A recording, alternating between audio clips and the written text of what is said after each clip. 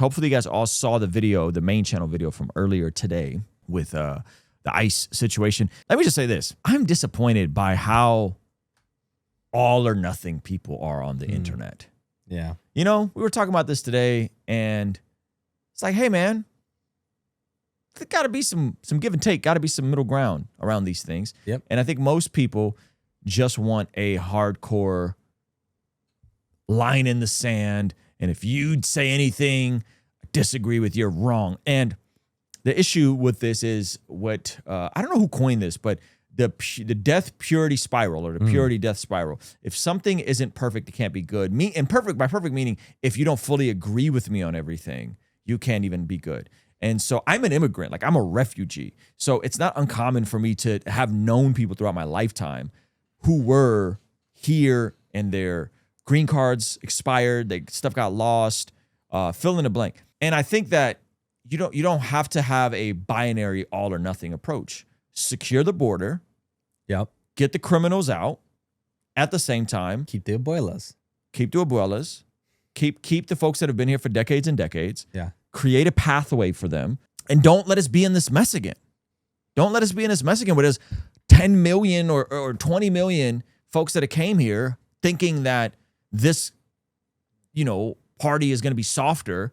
And now you got all this massive fallout. Like it's just a bureaucratic, terrible approach to all of this. And now people are going to be dealing with it. Now here's the thing about when people deal with it is some of y'all don't have any people in your life that are undocumented.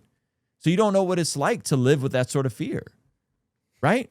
And so if and when you start humanizing your political opponent, and then you start thinking of like, man, what would God's heart for them? They're part of my church community.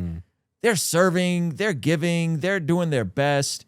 What would God's heart be for them? Do you still get the tax benefits if you're giving as an undocumented immigrant? I don't know about the tax benefits. All I'm saying is, Do you take the standard deduction, or when you humanize people, yeah, sometimes you start to think about things in the spirit of the law and not just the letter of the law. This like hardcore, well, the law is the law. Fair enough. And some people, yes, they came here knowing full well that this might be an issue for them. Yeah. Right? And so rioting, looting Apple stores as if you think they sell apples because you're going without food. That's the Democrat frame of some of this. Like, is stupid. Like, it's dumb. Like that could be dumb. At the same time, there can be some degree of like, hey, where do you draw that line? Those folks that are like hardcore, everyone needs to go. Where do you draw the line? Like children, someone that's been here since they were a baby, they got to go too. Someone that's been here since they were one. Someone that doesn't know anything but America has to go. Yeah, that's crazy. I think the line is messy. And again, I'm okay with coming off partly logically inconsistent on this issue because I think that when you're dealing with humans who have been here for a while, perhaps we should extend a little bit of compassion and a little bit of grace and a little bit of mercy and ultimately like clean up the entire system. You know, the deeper conspiracy. Do you think we feel the same if they were illegal Canadians? But no. Think about that for a second, though. Yeah, one could make the argument. Yeah, if you're fleeing a country that's kind of trash. If you're fleeing a country that's kind of trash, or if perhaps you're fleeing a country and the people who want you here want a specific type of America, or they feel like the great replacement theory is coming after them, right? Yeah. And so it's like, yeah, we're cool with white folks from South Africa coming over and Canadians coming over, but the folks who are here from down south or from, you know what I mean, parts of the world where their skin tone might be darker, we don't know about those people. Yeah. I don't know. I don't know people's motives. I don't know people's hearts. You know what I mean? I guess what I mean is that, like, if they're Canadians, would we be like, no, go back to your country, and we'd be more ruthless? Probably not. I have a feeling if these folks were from Canada, we'd be more like, meh. I don't think we'd be as aggressive. Yeah. Personally. But I don't know. Right? I don't know. And again, multiple things can be true at the same time. Right? We're not responsible for all the world's issues while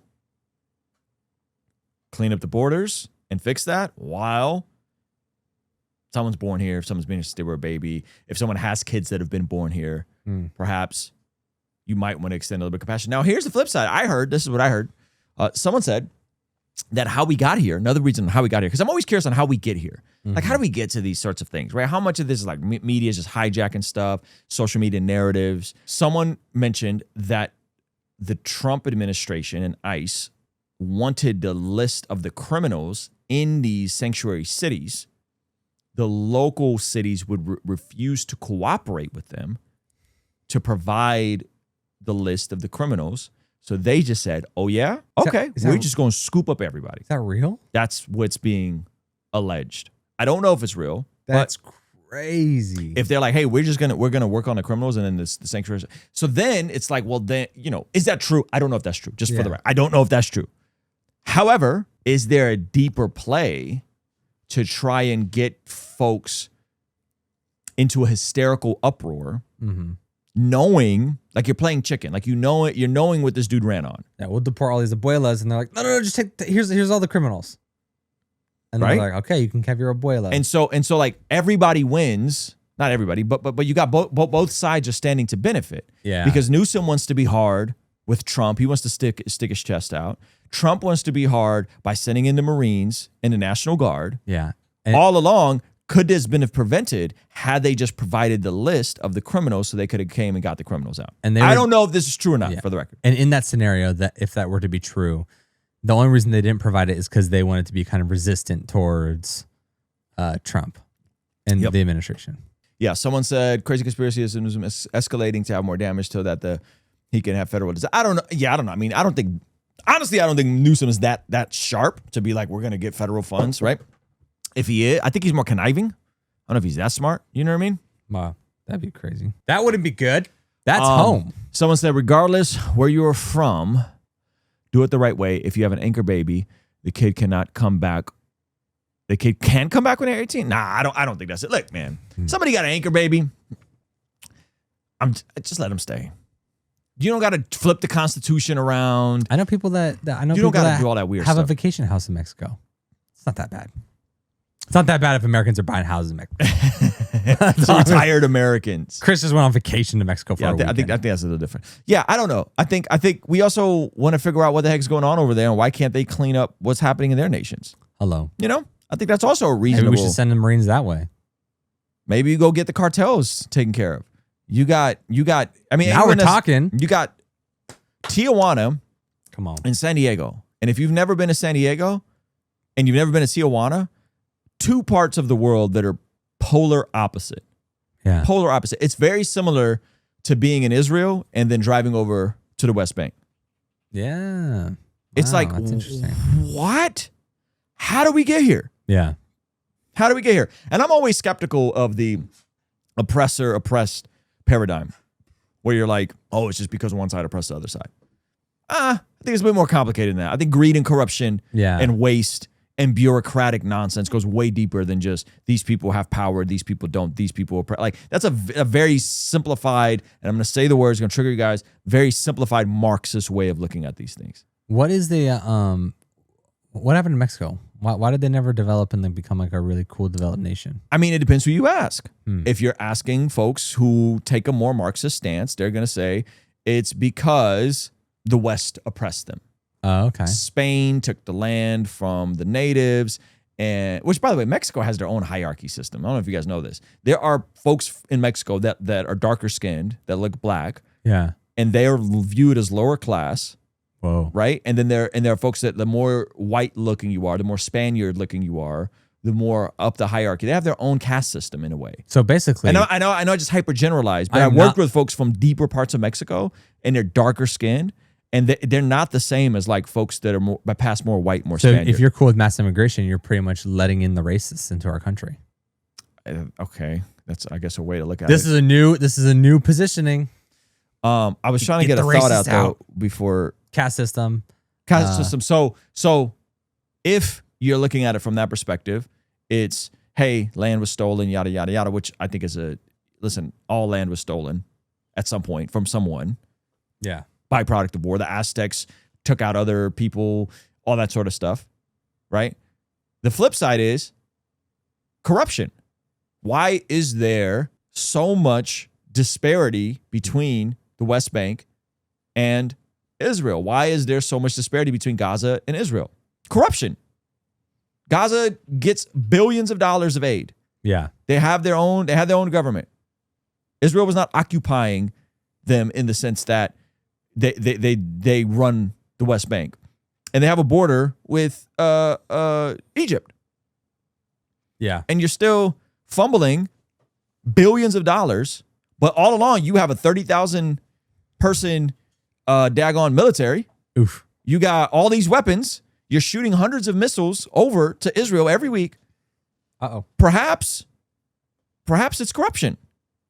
Perhaps it's not just one side is oppressing. Perhaps it's corruption. Perhaps when people get unchecked power and sinful people are in positions, they will exploit and dehumanize their own people and cause more harm towards their own at the expense of their bottom line. And that's not a power or not power thing. That is a human thing. Wow. And so what do I think is happening? I think some of this is corruption. I think a lot of what we see in south of the border is corruption. So we should solve the border crisis by sending in the Marines and bringing democracy to Mexico. I think you got to get rid of those cartels. I think you got to get rid of those cartels. Mexico is a very, very beautiful country with a ton of natural resources, a ton of tourism, a ton of opportunities to kill it. It really is. It's kind of crazy. You know what I mean? And I think you got to clean up the corruption. You got to clean up the federales. You got to clean up the politicians being in bed with the cartels. You got to clean up the trade. Hot take, like that might require more force. 100%. You know? So should we just absorb Mexico and then there's no border?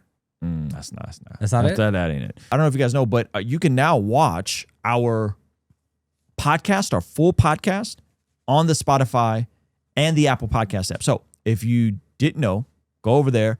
Make sure you're following Ruslan KD and leave a review because we're really trying to drop great podcast over there with long form guests and all that sort of stuff. So make sure you're following us on the Spotify and the Apple Podcast app. All right. See you over there.